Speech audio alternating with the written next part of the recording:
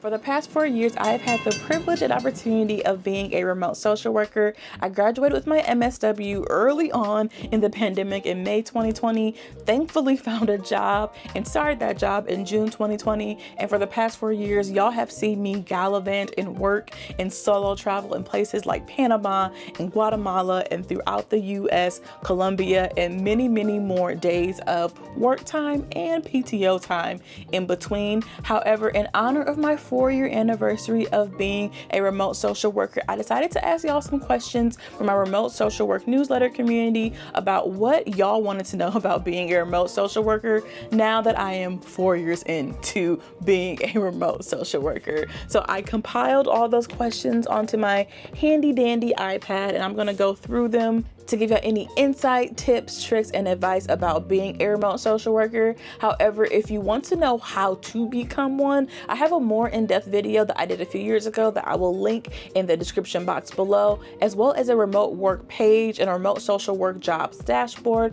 on my website that you can also peruse for additional information. Before we get to my iPad, I do want to say that 1, I am not a career coach. I'm just a girl who'll be applying for jobs like everybody else and sharing my tips and experience.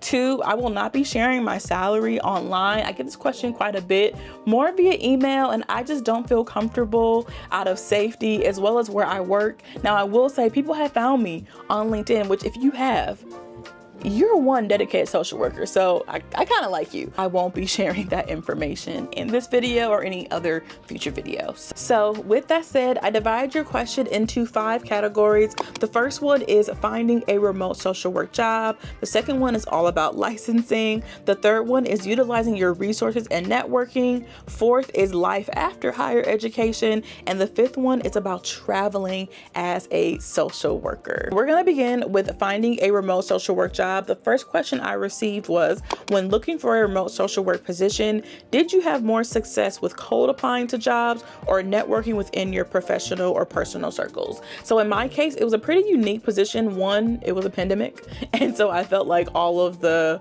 OG job searching rules went out the window during that time. But for me, it was through a personal connection that I actually got my job literally a few days after I learned that all the other jobs I applied for and also had interviews set up for early on in the pandemic in like March 2020 and April 2020 were essentially gone. Like they disappeared. I don't know if any of those jobs even came back. So I really had to lean on my personal network. A family friend was like, hey, I'm looking for someone. This is the role. Do you want to do it for like a year and we can reevaluate if you like it or not? And that's essentially how I got it. Now, I will say I did have to rely a lot on my transferable skills because I'm currently in that role still as a researcher and evaluator, and that was not my skill set when I was in grad school. So I had to learn a lot on the job, a lot of Googling, a lot of watching YouTube videos, a lot of reading articles about different types of evaluation and all that good stuff. So I will say, even if you do get a job through personal networking, there is still a lot of additional work that you should be putting in once you do get hired. The second question is, do you tailor your resume to each specific job posting or keep the resume general? I often see multiple roles in your newsletter that I'm interested in, but always get overwhelmed when it comes to curating my resume to each job description. I've applied to a few roles using both methods, generic and specific, but wanted to get your feedback on what you've had success with. So I think I do a mix, to be honest. I do have a resume that has all of my positions and experience and skills that I often work from and create whatever resume I need to based on the skills I have and what the job description is asking for. I don't believe in lying, so I'm not telling you to do that, okay? However, I do believe in aligning the skills you have with the ones they're asking in the job description if there is alignment to be had. If in the job description it says managed XYZ or facilitated XYZ, I make sure to use that same language in my resume, and that has been real successful for me. However, I will say I have not applied for a job in 4 years, so it has been a while, but that's what I did 4 years ago in order to align myself with the opportunities I wanted that were remote and also international. And the last question in this section is, I want to transition into this field, serving POC, people of color, organizations. Where's a great place to start? So I would recommend looking at Idealist. That's where you'll find a lot of nonprofits, which sounds like possibly the route you may want to take. I will say though, a lot of the orgs that I work with in social work do serve people of color in their work. However, there aren't a lot of people of color on staff. So I don't know who sent this in, but if you are a Black, Brown, Indigenous person, you may also want to consider what it will be like serving other people of color as a person of color yourself. Look into Idealist. They have a lot of nonprofits listed there, and look at those different websites and job postings to see, okay, does the job align? Yes. And also, who do they serve in the end? Our next section is a licensing. I get a lot of questions around licensing. I'm actually going to answer all 3 of these with one answer. The first question I got was resources to prepare for licensure exams. Are you licensed, and does your job require a license? The answer to all of those is no.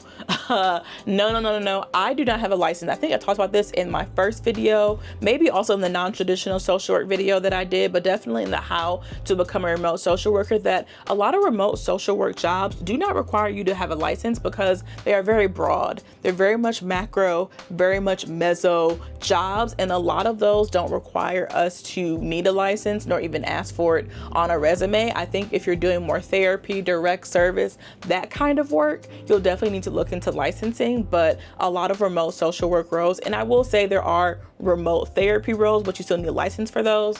But a lot of the other ones that I'm personally interested in around like research, evaluation, maybe if you're into grant writing or like strategic planning, those kinds of things are often not going to have a licensure requirement. So if you are a social worker who decided, yeah, that's not actually for me, I don't want to get my license like I did, though I did go into my grad program knowing that, hence I chose the classes and concentration that I chose. But yeah, I think if you want to go into licensing, that's great, but it's also not required if you don't want to, and you can still make really good money as well. The third section is utilizing your resources and network. So the first question is, how do I utilize the alumni network at my school? So I come from the school of thought where I'm gonna use every building on my campus because I am paying to be at that school and paying for every building on that campus. So I would say first reach out to your career services. That was always my first step when I was looking for jobs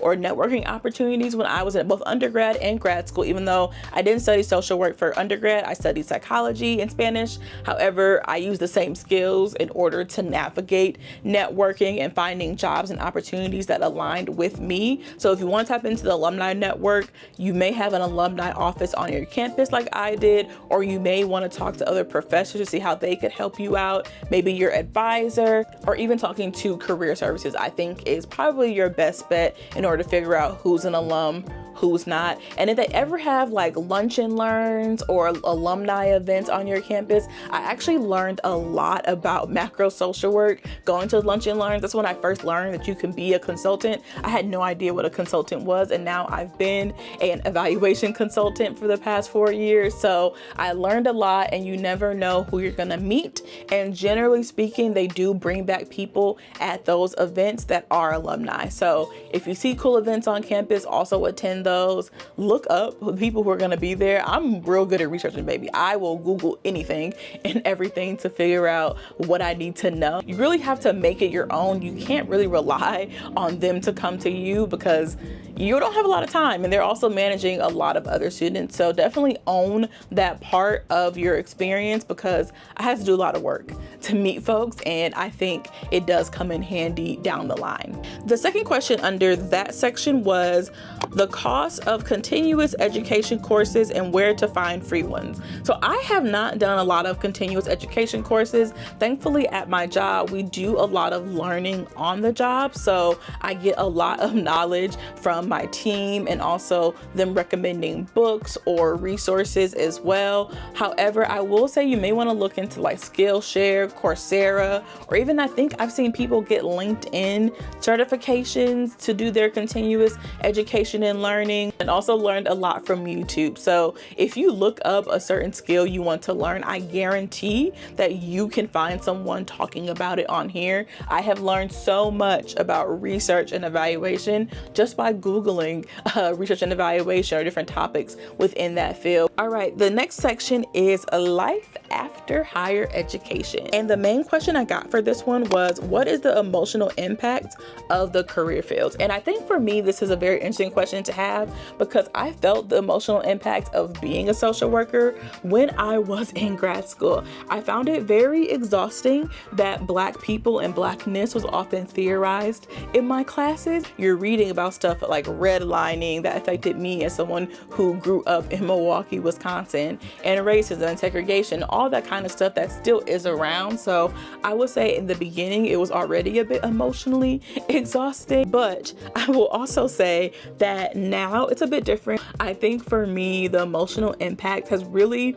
not been too bad. I think I've gotten good at finding mechanisms to vent. I have coworkers who I vent with who also support me. I have a very supportive family as well that kind of can process things with. I think it's really important that when you're a social worker, you don't be a social worker in isolation. Be a social worker in community with other social workers or just other folks who align with the values that you have. And I find that has really helped me curb the emotional impact I may be feeling at times. Therapy is also a really good support system to have, and just knowing your limits, knowing when to take a break, kind of be able to decompress in between meetings or take a screen break or take music breaks. So that's why you should also be asking for what you need and advocating for yourself at your job. And if for some reason it's not working, I'm also not above leaving a job.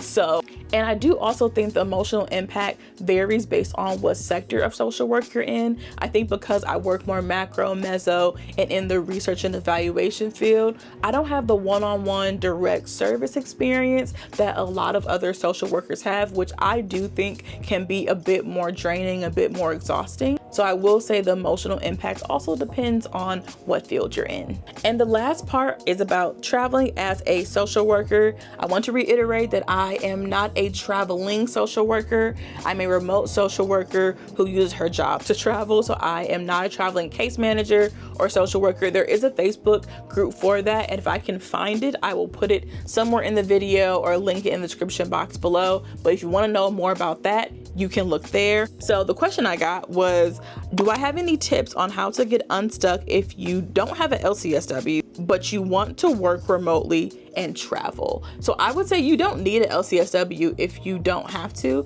As I mentioned previously, I work in the macro meso social work space, and I do have a video on non-traditional social work programs on my channel that I will link in the description box below as well. But you do not need a license to have a remote social work career. I will say there are some sectors that are a bit more remote work friendly, like research and evaluation, maybe policy, training and facilitation, grant writing, proposal writing. Those are all things that can be done not in an office really, really well. You don't need to be in person. I think it really just depends on the person and how you're able to navigate your skills. And with that, I recommend doing a brain dump of all your skills. Like when I realized I was doing some research and evaluation work, I had to brain dump, okay, what can I do? What can I do? What am I good at? What am I not good at? What am I willing to do? What I'm not willing to do? I think knowing those things are really important to help you figure out, one, if remote social work is the right path for you, and two, figure out, okay, if it is the right path, what are the skills that are going to get me there, and how can I then align myself with that? Obviously, doing what I said earlier, going through the job description, using the words on job description that align with the skills that you already have on your resume. Don't think too literal about being a social worker. A lot of remote social work jobs are very broad, very ambiguous, and sometimes it's going to take you a bit to figure out if you have the skills for it, but don't give up. Don't get discouraged. It just takes more time to identify, okay, these are skills I'm really good at, here's a job that maybe allows me to have that freedom and flexibility I've been looking for as a remote social worker, so I can travel. And on top of that, I will also say decide on what kind of remote social work life you want. I think a lot of people assume I am gone every month or I live out the country 6 months out the year. That's actually not true. I just hop around for a few weeks every now and again and then live at home because I am trying to pay off my student loan. So I had to be strategic in how I navigate my remote work life. When I would design my own remote social work career path early on, when I kind of realized, okay, I like this, I'm gonna keep doing this, I had to ask myself, okay, do I need to stay in this role or find a new one that allows me to travel more long-term or work abroad? In that case, I would look at international opportunities, and I believe I did put a few in the remote social work one-on-one guide that I updated earlier this year, but also looking at the Bloom and Ethos Atlas are two really good resources if you are someone who wants to find remote work internationally. That's where I've seen a lot of really cool opportunities. So that's another thing to think about when you're kind of unstuck. Okay, what kind of flexibility do I want? Do I want to be able to be gone all year and live abroad and be a remote social worker? Or do I want to live in the US and kind of hop around when I want to get away? I think that's a really good question to ask yourself, and not one that many people who aren't already working remotely truly understand. So those were all the questions on my iPad. Thank y'all so much for submitting them. Again, I'll put all the links to prior remote social work videos. I have a whole social work playlist for y'all that y'all can go and look at and binge my other YouTube content. I also will put the links to any dashboards or any of the things I mentioned in this video in the description box below. Thank you so much for watching. I wish you all the best on your remote social work journey, and I will talk to y'all for wherever I am in the world in my next video. Bye.